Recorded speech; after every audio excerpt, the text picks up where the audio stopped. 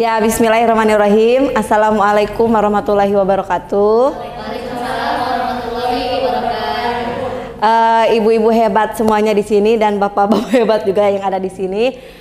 Sebelumnya terima kasih telah meluangkan waktu di tengah kesibukannya yang cukup super padat ya. Terima kasih sudah bisa hadir di kegiatan kami, yaitu tentang, jadi di sini saya akan mendesimasikan atau istilahnya berbagi gitu ya, berbagi tentang budaya positif yang ada di modul 1.4 program pendidikan guru penggerak ya. Jadi di sini modul 4 itu apa sih? Apa saja itu tentang budaya positif sebetulnya, yang mana mungkin kita sebagai guru sudah banyak menjalankan gitu ya, baik itu di kelas maupun di lingkungan sekolah kita tentang budaya positif. Kenapa budaya positif itu sangat penting? Karena di sini budaya positif itu nanti akan menumbuhkan suatu lingkungan yang positif, di mana anak-anak itu akan merasa nyaman dan aman. Kemudian nanti akan, kalau lingkungannya sudah positif, nanti akan memudahkan tercapainya tujuan pendidikan, yaitu salah satunya adalah mewujudkan profil pelajar Pancasila sesuai dengan amanat dari Ki Hajar Dewantara. Ya, jadi kalau istilahnya lingkungannya sudah positif, karena yang sudah terbangun budaya yang positif, maka akan lebih memudahkan gitu untuk mencapai tujuan atau visi misi dari sekolah kita juga gitu. Nah, di sini di modul 1.4 itu ya banyak sekali konsep-konsep baru, sebetulnya bukan baru ya. Ada mungkin perbaharuan konsep-konsep tentang disiplin positif. Yang pertama ada perubahan paradigma dari stimulus respon dengan teori kontrol ya. Yang kedua nanti mengenai disiplin, dan 3 motivasi perilaku manusia. Yang ketiganya ada keyakinan kelas, hukuman dan penghargaan. Kemudian materi yang keempat di modul 1.4 itu ada kebutuhan dasar manusia, kemudian posisi kontrol, dan juga segitiga restitusi. Oke ya, jadi yang pertama gini ibu-ibu, bapak-bapak semuanya yang hebat-hebat. Nah, coba sekarang ya, kalau misalkan di tangan ibu bapak saya kasihkan sesuatu yang sangat-sangat berharga, mungkin melebihi berlian atau apapun itu ya. Kemudian kita kan pasti akan mengepalkan tangan itu ya, sangat kuat gitu. Nah, sekarang bagaimana kalau kepalan kita itu ada yang ingin membukanya gitu Pak Yoga. Jadi kita tuh kan mengepal ya, kan ada sesuatu yang sangat berharga ya di situ. Kemudian saya paksa untuk merebut itu semua, apa yang akan dilakukan oleh Pak Yoga? Dipertahankan sekuat mungkin. Dipertahankan ya, bahkan mungkin kepalanya makin kencang atau makin longgar? Makin kencang. Makin kencang ya. Jadi, nah mungkin itu gambaran siswa. Jadi kalau kita misalkan ingin menerapkan disiplin pada siswa, tapi siswanya itu dalam hati kecilnya motivasinya itu tidak ingin mengikuti peraturan-peraturan yang ditetapkan, maka dia susah untuk kita apa ya, jadi biar dia menaati peraturan itu susah kalau bila mana dia tetap pada pendiriannya untuk mempertahankan itu. Nah, jadi kita akan rubah ini caranya bagaimana sih biar peraturan di sekolah, biar disiplin siswa itu muncul dari motivasi diri sendiri. Kalau sudah muncul dari motivasi diri sendiri, jadi bukan lagi ingin menghindari hukuman, bukan lagi ingin dapat suatu penghargaan gitu ya. Nah, itu kan motivasinya eksternal kalau gitu ya. Nah, coba kita lihat yang berikutnya. Nah ini ilusi yang terjadi ya. Kalau biasanya itu budaya kita pada umumnya itu guru itu kan yang mengontrol murid ya. Nah itu yang mungkin pandangan-pandangan lama, itu namanya teori stimulus respon. Kemudian yang kedua, bahwa katanya kritik dan orang merasa bersalah itu dapat menguatkan karakter. Padahal itu sebaliknya ya, kalau kritikannya apalagi yang sangat pedas, mungkin si anak itu akan kehilangan semangat dan seterusnya gitu ya. Jadi bukan yang merasa dia iya gitu. Jadi itu kritik akan membuat orang merasa kritik dan membuat orang merasa bersalah, dapat menguatkan karakter, itu adalah hal yang salah ya Bapak Ibu, betul ya. Yang ketiga adalah di sini ilusi bahwa semua penguatan positif, efektif dan bermanfaat. Maksudnya ini adalah gini, kalau misalkan ingin menerapkan disiplin tapi dengan menggunakan penguatan positif, artinya ini dengan iming-iming penghargaan ataupun imbalan, mungkin ini bisa diterapkan kalau di anak TK ya, misalkan kalau bisa membuang sampah pada tempatnya nanti dapat bintang misalkan. Pasti anak itu kan akan membuang sampah pada tempatnya ya, tapi motivasinya itu motivasinya itu karena ingin mendapatkan apa tadi, bintang itu tadi. Jadi di situ penguatannya itu kurang tepat ya kalau berbentuk imbalan atau yang lain-lainnya ya. Itu yang berikutnya, ilusi bahwa orang dewasa memiliki hak untuk memaksa. Itu walaupun mungkin dari segi usia kita lebih ini ya, guru kita dengan murid, jadi kita istilahnya berhak untuk menentukan, punya kuasa, itu tidak ya. Kayak tadi aja murid, kalau dia nggak mau ya susah gitu, tetap dia akan bertahan.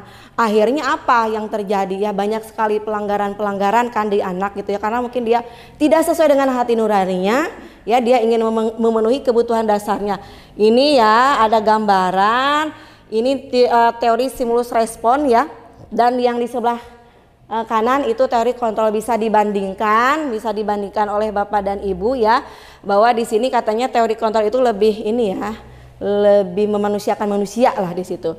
Jadi kalau kita nih di sini perilaku buruk dilihat sebagai suatu kesalahan. Contohnya yang ini, yang kedua. Menurut teori kontrol, semua perilaku memiliki tujuan. Jadi mungkin anak yang melakukan kesalahan itu ada apa gitu ya, mungkin ada kebutuhannya yang tujuannya yang tidak tercapai gitu. Jadi kita tuh ya, kalau ada anak yang berbuat salah, kalau dilihat dari teori kontrol ternyata katanya ada tujuannya, kita harus gali itu ya. Sebagai guru kita harus menemukan tujuan anak itu apa sebetulnya. Jadi kalau ada anak yang salah ya kita harus lebih, nanti ada di praktek restitusi namanya ya. Ya berikutnya, nah ini mungkin ini makna disiplin ya Bu Rima ya, ini makna disiplin. Kemudian nah ini tadi sudah dibahas sedikit ya. Jadi teori motivasi perilaku manusia ada yang motivasi karena hal-hal dari luar, eksternal ya, seperti gini, karena anak menaati peraturan itu karena apa? Untuk menghindari ketidaknyamanan, artinya untuk menghindari hukuman ya gitu. Jadi apa yang akan terjadi apabila saya tidak melakukannya gitu. Jadi lebih ke cari aman aja lah gitu kan ya. Yang ini siapa ya kira-kira yang masuk ke dalam ini ya? Dan ini ya silahkanlah direnungkan. Yang kedua, motivasi eksternalnya adalah benar mendapatkan imbalan.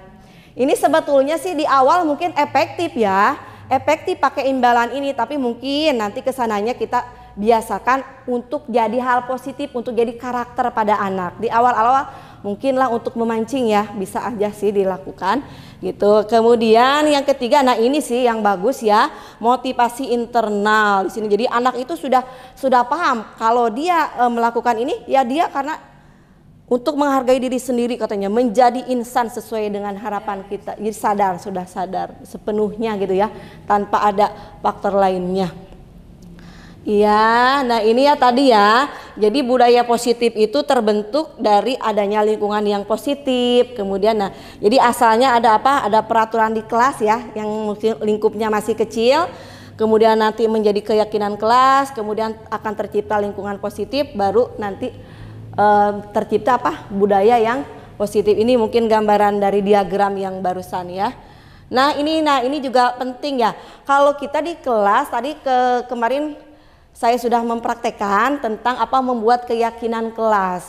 Biasanya kan peraturan kelas itu, kalau saya ya pengalaman ya Ibu Bapak, di awal pembelajaran itu suka membuat dulu peraturan dengan anak ya. Kalau dengan Ibu mah kehadiran harus 80%, misalnya tugas harus 100%. Nah, itu sepertinya dari satu arah ya. Dari guru saja menerapkan peraturan. Nah, sekarang kita buat keyakinan kelas itu jadi bareng-bareng dengan anak. Kita sepakati, bikin kesepakatan. Ini anak sepakat nggak? Kalau sepakat, oke kita jalankan selama 1 tahun gitu ya. Kalau anak ada yang tidak ada yang melanggar terhadap keyakinan, nah dia harus menerima konsekuensi, bukan hukuman. Oke, sekarang ada yang mau bertanya dulu. Tadi sudah dikupas mungkin sedikit tentang restitusi atau keyakinan kelas. Ada yang mau bertanya, Bapak Ibu yang sangat keren di sini? Ya, silahkan Bu. Ibu apa? Silakan apa jadi nama, alamat. Baik, bismillahirrahmanirrahim. Assalamualaikum warahmatullahi wabarakatuh. Terima kasih kepada Bu Eva sebagai pemateri yang telah memberikan waktu, kesempatan kepada saya untuk bertanya seputar materi yang sudah disampaikan tadi. Seputar materi ya. Iya. Pertanyaannya begini Bu Eva. Tadi setelah berbicara mengenai restitusi ya. Ada sedikit tadi. Iya, restitusi. Yang ingin saya tanyakan di sini, apakah restitusi itu bisa diaplikasikan atau diterapkan pada kasus-kasus yang besar? Misalnya saja tawuran yang mungkin sering terjadi atau ada ya di lingkungan sekolah kita. Mungkin seperti itu. Ya, mohon jawabannya. Terima kasih. Wassalamualaikum warahmatullahi wabarakatuh. Iya, terima kasih ya Bu Lae atas pertanyaannya. Oh iya, tadi mungkin di awal memang dibahas sedikit ya tentang restitusi. Jadi restitusi itu adalah langkah-langkah penanganan terhadap anak yang melakukan kesalahan gitu ya. Jadi kalau kita anak melakukan kesalahan, kita tidak langsung memberikan hukuman. Tadi kan sudah dibahas ya kalau ini melanggar ini hukumannya, ini kamu dapat poin segini. Nah, tapi sebelum itu kita lakukan dulu dialog-dialog gitu loh dengan anak. Ditanya apa alasan kamu berbuat kesalahan ini. Kemudian nanti kita cari solusi bersama bagaimana sih mengatasi masalah tersebut gitu tadi. Nah, untuk tawuran, kasus tawuran bisa saja kita lakukan restitusi terlebih dahulu terhadap anak itu. Kenapa kamu ikut tawuran, apa alasan kamu dan sebagainya. Ya, kemudian kita ambil komitmen dia.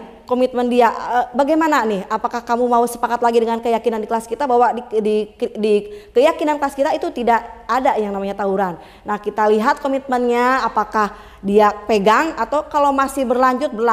Nah, mungkin itu nanti ada tindak lanjut lagi dengan pihak sekolah ya. Itu mungkin boleh. Iya, terima kasih atas pertanyaannya ya. Ya, itu mungkin Bapak Ibu yang keren, yang hebat. Terima kasih ya. Mohon maaf apabila saya banyak kesalahan dan kekurangannya. Billahi taufiq wal hidayah. Wassalamualaikum warahmatullahi wabarakatuh.